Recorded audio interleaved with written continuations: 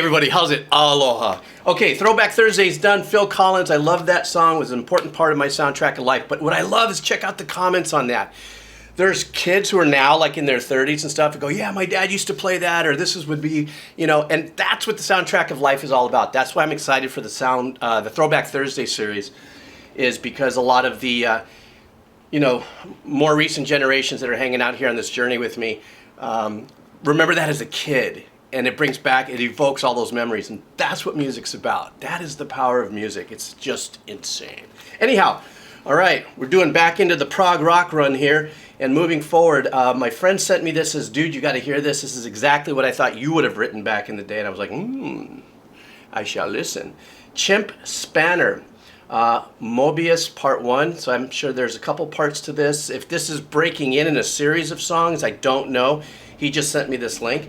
But I look forward to checking it out. For those of you who support the channel with the cup of coffee, thank you so much. For those of you who are just casual listeners and coming by too, thank you for hanging out and just leaving comments. That all means a lot to me. If you do want to support the channel because of any advertisement runs on these videos, copyright claims, they're not mine. Channel's not monetized. Buy me a cup of coffee. The link will be down below. It also supports what I do with the kids. Colorful shirt, because I'm going to do some kid stuff after this.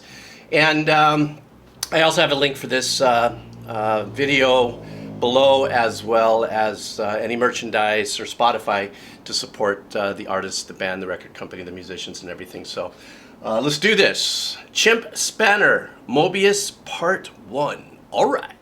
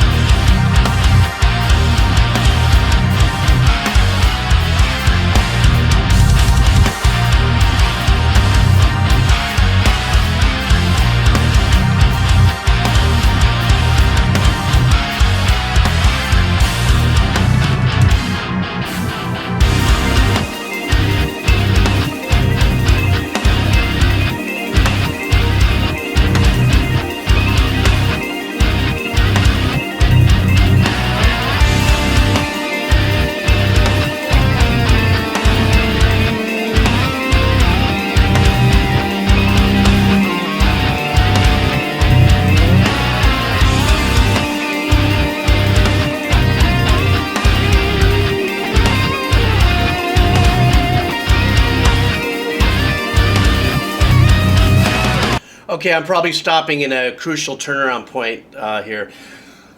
Okay, so my friend knows me really well. Without a doubt, this is personally my favorite kind of production is ambient. A lot of ambient kind of vibe. Obviously, I don't know when this was released. It says 2011 here on YouTube, but you never can tell that that's the release date. I don't know where to start on this. There's a lot I could say about this, but I'm going to try to be kind of subtle about it. The opening of that, it sounded like I did actually come in the middle of kind of instrumental albums. Sometimes have crossover titles, you know, that kind of bleed into that. You know, I learned that with Tool, Wings for Marie 1 and 2, and some of my own experience and things that I've produced in the past. That ambient setup, you know, with the sequence and this stuff, it's just kind of like. It's kind of like fully clearing a sonic palette for you. You know, it's like, okay, it's time to experience this. If you listen in the headsets, or if you're sitting in your stereo, you know, target of your speakers, you can hear that pad actually has a little movement to it. So it is kind of seductive, you know, kind of like, you know, the Cobra, hey, with, you know, I was feeling it. And it really kind of got me into a position to kind of prepare for what was coming next, which eventually I knew was going to be some kind of, riffy metal type of stuff. And wow, did they hit us with some syncopated rhythmical work. If this is your first time here on the channel, I don't do any real theory breakdown as much as I do bringing out really super cool elements. It's just kind of like, it's a Decomposer lounge, old composer, Decomposer lounge. We're just sitting here and rinsing, except I'm bringing out just my thoughts based on my experience. So they come in with this just insane counter-rhythmic playing. Actually, the pocket is very straightforward from what I feel. I can't say I know, because I like to leave it up to you guys to fill me in too. But it does seem very straightforward. Dun, dun, dun, dun, dun, dun, dun, dun, dun, dun. There's that snare's keeping you locked in and stuff like that, and then there's 16ths that are happening in the hi-hat or in a sequence that moves on through there.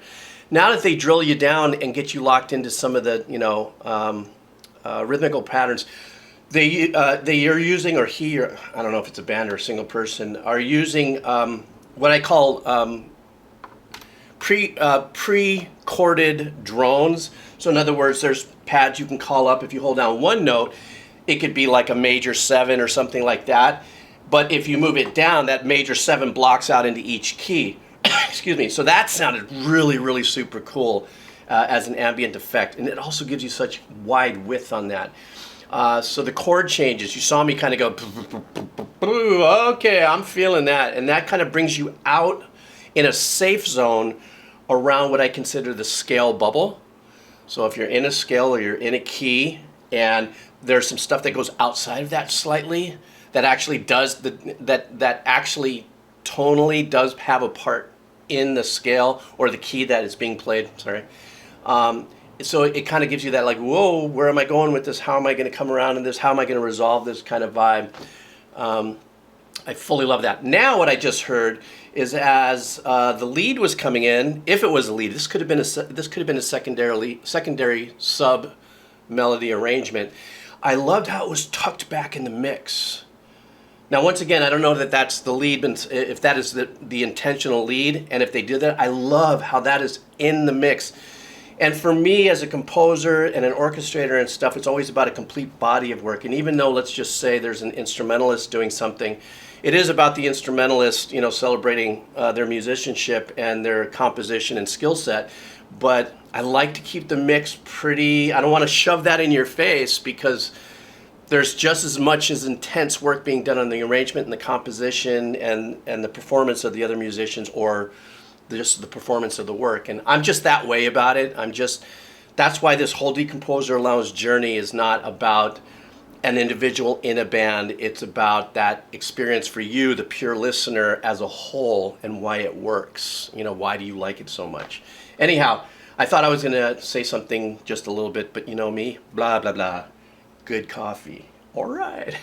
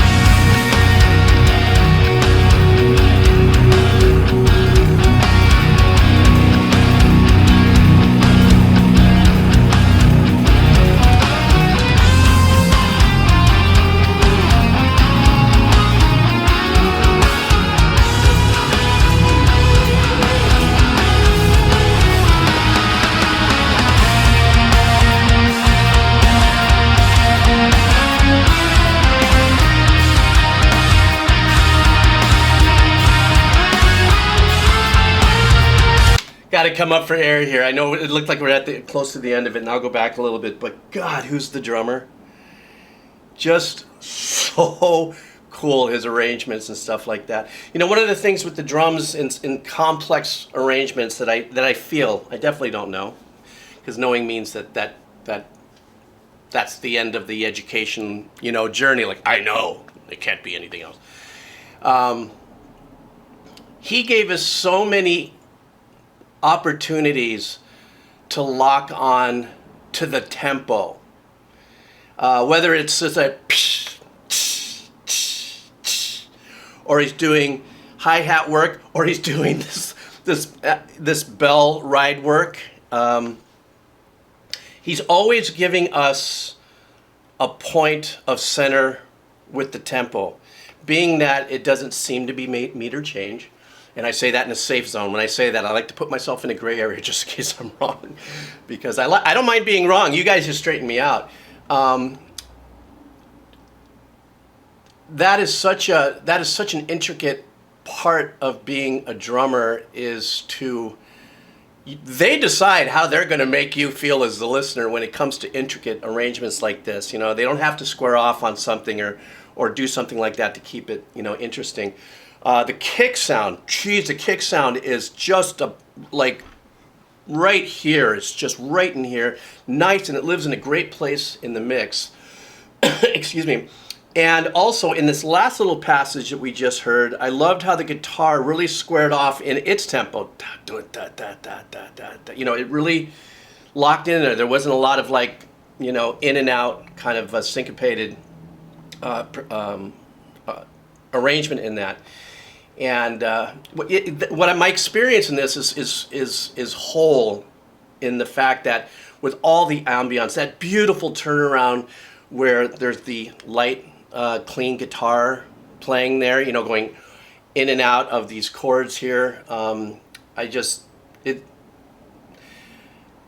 Unexpectedly an insane joy for me are those little turnarounds and stuff, because I think, you know, for me, in my experience, when you get to a certain place where you're able to do anything per se, and you start to go out of bounds and taking these really super wonderful explorative, you know, kind of changes in your music as you're composing, you come up with a piece like this that is what I call an over-under complete experience. It gives you a little of this, it gives you a little of this, it gives you a little of this.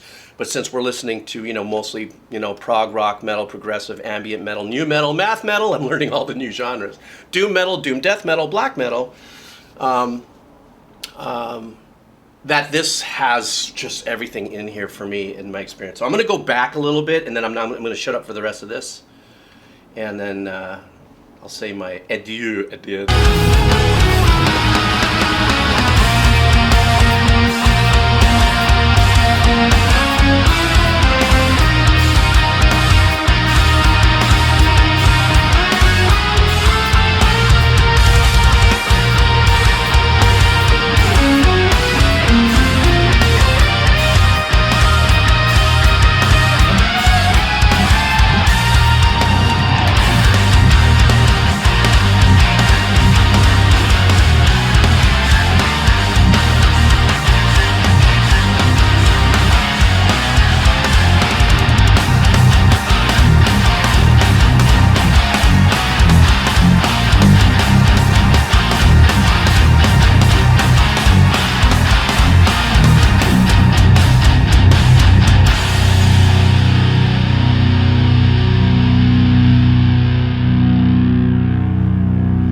Afraid to stop this.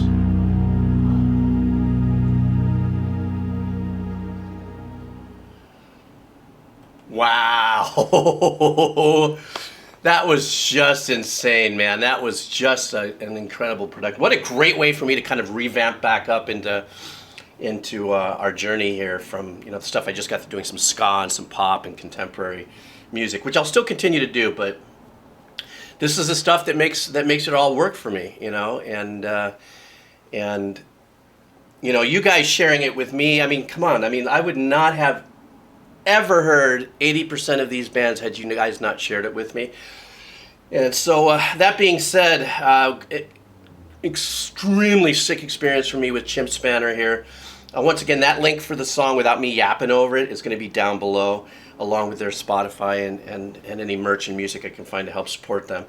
I want to thank you guys for hanging in with me through that. It's kind of fun. I know I dropped some of that pop contemporary stuff through, and the views are down, but I'm not about the numbers and stuff. I'm about just doing what I love to do as an old composer, for my the Decomposer Lounge.